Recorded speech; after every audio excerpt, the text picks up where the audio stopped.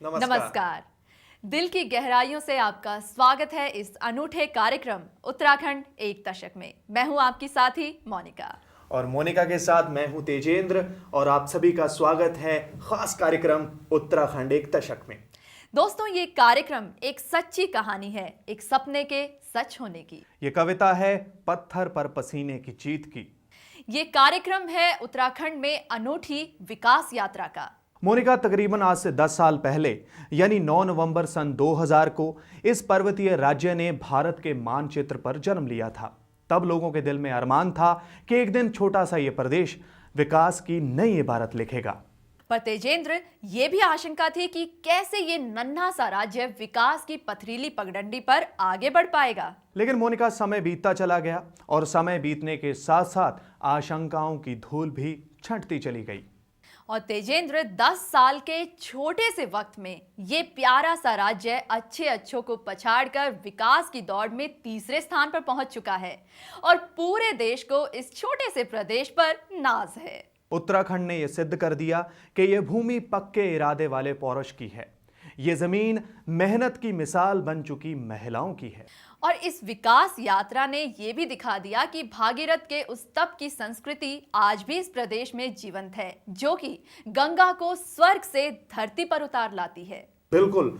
और उत्तराखंड वासियों ने यह दिखा दिया है कि उनका गौरवशाली अतीत उन्हें लगातार हौसले से आगे बढ़ने की हिम्मत दे रहा है और यहाँ के लोग लगातार विकास देवता की मूर्ति को गढ़ रहे हैं। तो चलिए सबसे पहले लेते हैं एक झलक इस पावन धरती के अतीत की।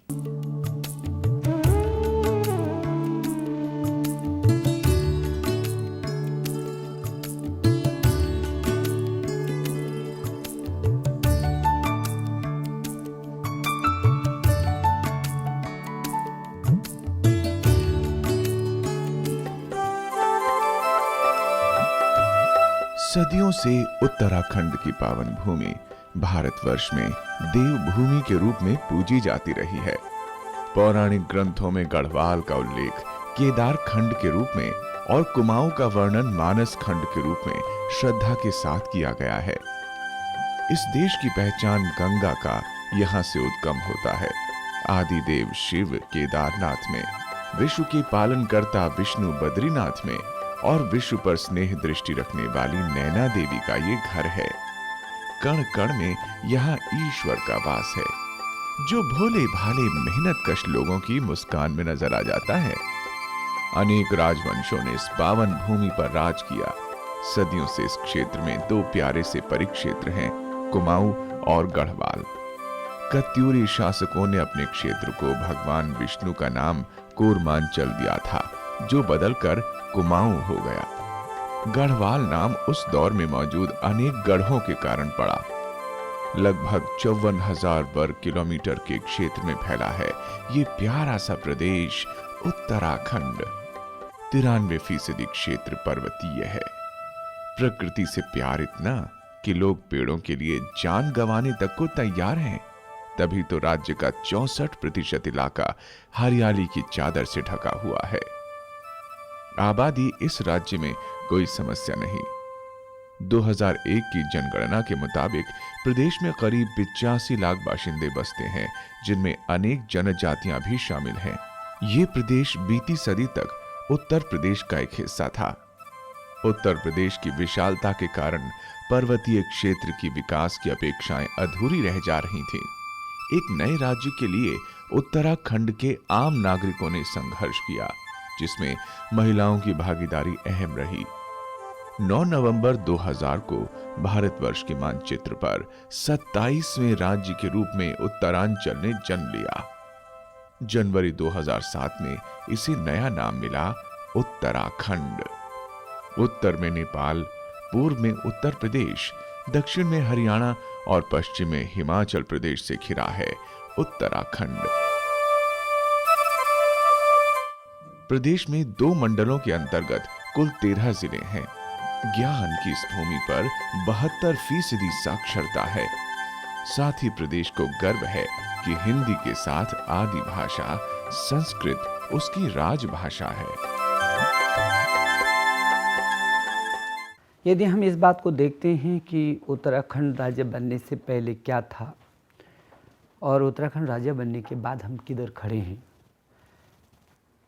तो मैं बहुत भरोसे के साथ ये कह सकता हूँ कि तब और अब में बहुत ज़मीन और आसमान का अंतर है और राज्य निर्माण की अपनी सार्थकता सिद्ध हुई है। और जिस दिन हमारा राज्य बना उस दिन हमारे राज्य की जो विकास दर थी वो 2.9% थी मात्र, और ये देश का सबसे पिछड़ेतम राज्यों में क्षेत्र में होता था। लेकिन आज हमारी विकास की दर 9.41% होकर के हम देश के जो विकसित राज्य हैं दूसरे नंबर पर आए हैं। तो मैं कह सकता हूं कि जिस दिन राज्य बना था उस दिन कर राजस्व मात्र 165 करोड़ रुपए हमारा आता था। आज इन 10 वर्षों में वो 4000 करोड़ के करीब हो गया। मोनिका, लोग कहते हैं कि पर्वतों पर जिंदगी बेहद पथरीली हो जाती है, लेकिन पता है तजेंद्र, इस पथरीली भूमि पर भी फूलों की घाटी है। बिल्कुल, और यहाँ कठोर पत्थर चाहे हों मगर गंगा की निर्मल धारा इन पत्थरों के साथ गेंद की तरह खेलते हुए आगे बढ़ जाती है।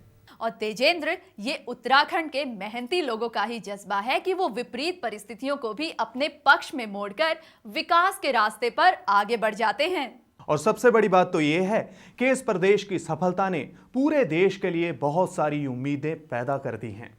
और इस राज्य की विकास यात्रा ने ये भी बताया कि प्रकृति के साथ प्यार से रहकर भी विकास के शिखर तक पहुंचा जा सकता है। इसने दिखा दिया है कि विकास की मंजिल को अकेले नहीं बल्कि सबको साथ लेकर हासिल किया जा सकता है। तो चलिए देखते हैं उत्तराखंड के समग्र विकास की एक झलक।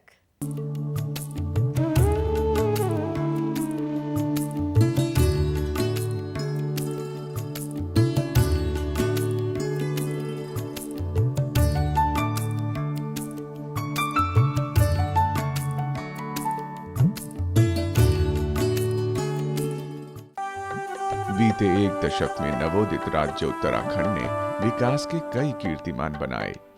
सकल राज्य घरेलू उत्पाद यानी जीएसडीपी में प्रदेश देश में पहले स्थान पर रहा। सकल घरेलू उत्पाद वृद्धि के मामले में भी उत्तराखंड ने भी एक लंबी छलांग लगाई और तीसरा स्थान हासिल किया। ये 2.9 से बढ़कर 9.41 की ऊंचाई पर पहुंच गई। विकास का सबसे बड़ा पैमाना यह है कि आम आदमी को क्या हासिल हुआ। इस मामले में आज उत्तराखंड सिर उठाकर कह रहा है कि प्रदेश के गठन के समय प्रति व्यक्ति आय महज 14,500 रुपए थी। ये आज 3 गुनी होकर लगभग 42,000 रुपए हो गई है।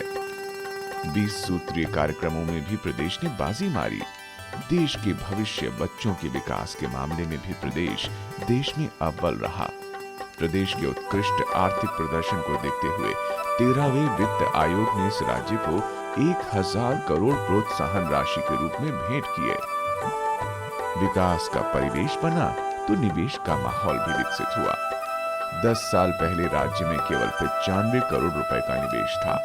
आज ये आंकड़ा 26,000 करोड़ रुपए को पार कर चुका है। टाटा, महिंद्रा, अशोक लेलैंड, हीरो होंडा जैसी कंपनियों ने उत्तराखंड में अपनी इकाइयां स्थापित की हैं। Power grid corporation of India की भूमिका भी खासी अहम रही, जिसके बल पर प्रदेश ऊर्जा प्रदेश बनने के मंजिल की ओर आगे बढ़ रहा है। ऊधम सिंह नगर में पंतनगर और सितारगंज विकास के नए केंद्रों के रूप में विकसित हुए। देहरादून में सेलाकुई, हरिद्वार और पौड़ी में औद्योगिक क्षेत्र और आईटी पार्क बने। पर्वतीय क्षेत्रों को विशेष औद्योगिक पैकेज मिला और उन्हें 150 करोड़ रुपए हासिल हुए। 10 साल पहले विकास में उद्योग का प्रतिशत 19% से कम था। आज ये लगभग 2 गुना यानी 34% के करीब हो चुका है। विकास सिर्फ शहरों तक सीमित नहीं रहा। गांव के विकास के लिए अटल आदर्श ग्राम योजना बनी। अटल आदर्श ग्राम योजना भी हमारी पूरे देश के लिए एक अभिनव होगी।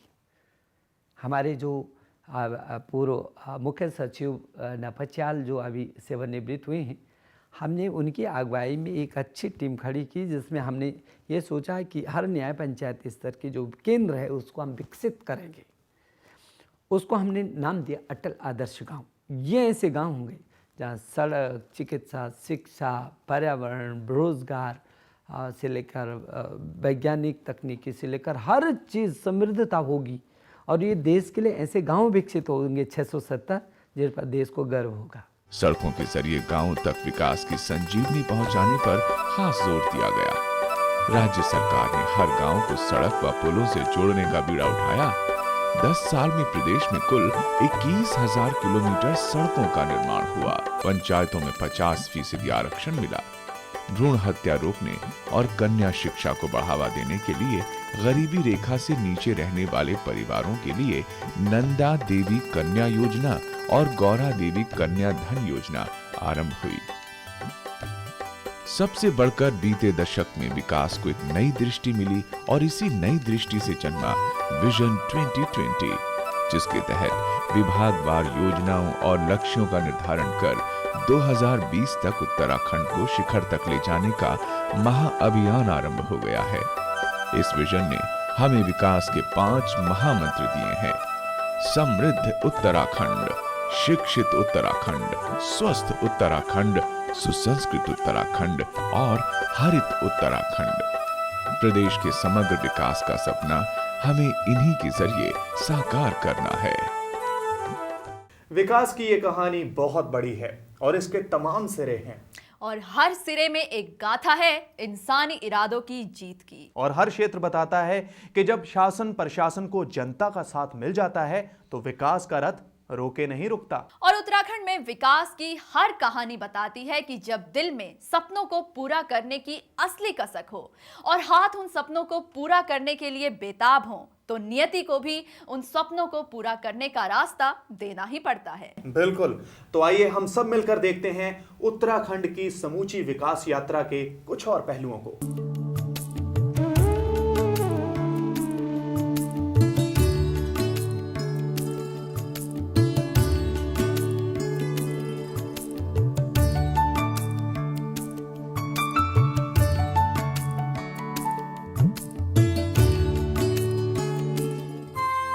सदियों से उत्तराखंड ज्ञान का केंद्र रहा है।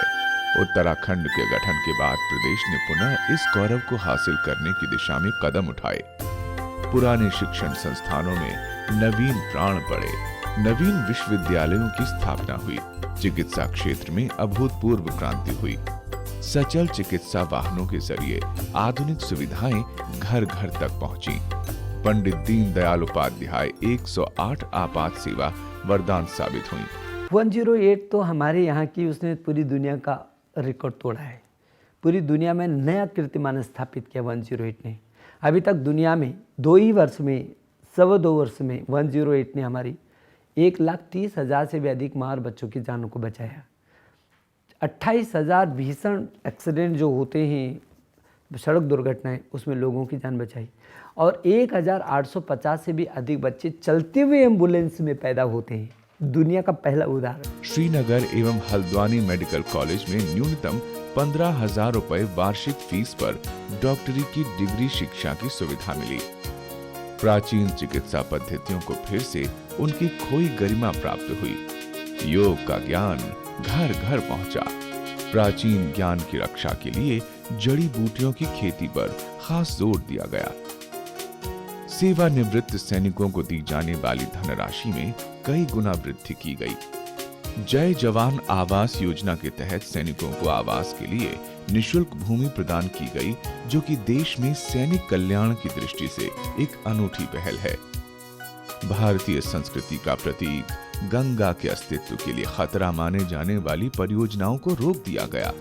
स्पर्श गंगा अभियान आरंभ हुआ और जानी मानी अभिनेत्री एवं शास्त्रीय नर्तकी हेमा मालिनी इस अभियान की ब्रांड एम्बेसडर बनी।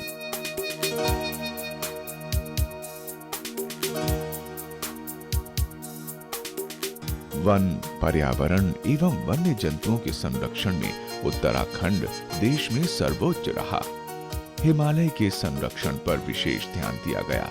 वन पंचायतों को नए अधिकार मिले, जिसके जरिए पर्यावरण संरक्षण के अभियान को नया जीवन दान मिला। साथ ही वनों पर निर्भर लोगों की मौलिक जरूरतों की पूर्ति की दिशा में कदम उठाए गए। भारतीय क्रिकेट टीम के कप्तान महेंद्र सिंह धोनी उत्तराखंड के ब्रांड एम्बेसडर बने। कुंभ 2010 के रूप में उत्तराखंड ने अब तक के दुनिया के सबसे बड़े आयोजन का गौरव हासिल किया। विश्व के 100 से अधिक देशों के 8 करोड़ लोगों ने इस महाकुंभ में स्नान का पुण्य प्राप्त किया।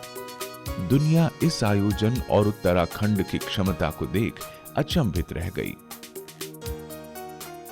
तेजेंद्र, विकास की ये झलक देखकर मेरा तो मन अभी भी नहीं भरा। अरे मन कैसे भर जाएगा, अभी तो शुरुआत भर है। तो फिर अभी आगे और क्या है? हमें विकास की एक नई रोचक कहानी जानने का मौका मिलेगा। और हाँ, इन कहानियों की तलाश में हम घाटियों से लेकर पहाड़ों की चोटियों तक जाएंगे। हम दुर्गम वनों से लेकर दमकती हुई राजधानी को देखेंगे।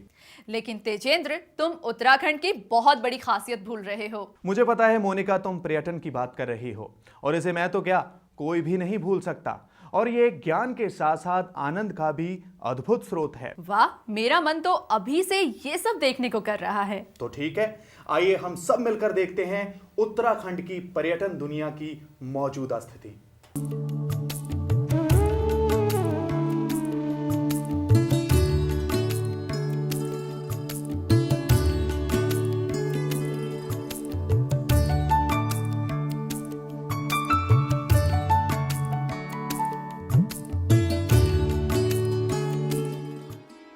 देवात्मा हिमालय की गोद में बसा उत्तराखंड, कंकर कंकर यहाँ शंकर है। तभी देवभूमि गंगा अन्य देव नदियों के साथ इसके कण कण को निरंतर पवित्र करती रहती हैं। सदियों से इस देवभूमि की पहचान है यहाँ के चारों धाम, बद्रीनाथ, केदारनाथ, गंगोत्री, यमुनोत्री। यकीनन और ये पहचान आने वाली पीढ़ियों तक भी कायम रहेगी। लेकिन उत्तराखंड में सैकड़ों ऐसे तीर्थों को भी विकसित किया जा रहा है जो धार्मिक दृष्टि से अत्यंत महत्वपूर्ण हैं, लेकिन उन तीर्थों के बारे में मौजूदा दौर में अधिकतर लोगों को मालूम ही नहीं। हाँ, और सिर्फ तीर्थ ही नहीं, प्रदेश सरकार ने ऐसे अनेक अनदेखे अनजाने स्थलों को विकसित किया है जहां प्रकृति ने दिल खोलकर अपनी दौलत लुटाई है। जैव विविधता के संरक्षण और प्रकृति की प्यारी गोद का एहसास कराने के लिए इको टूरिज्म को बढ़ावा दिया जा रहा है। धनौल्टी इको पार्क की सफलता को देखते हुए हर जनपद में 2-3 स्थलों का इसके लिए चिन्हीकरण भी किया जा रहा है। धार्मिक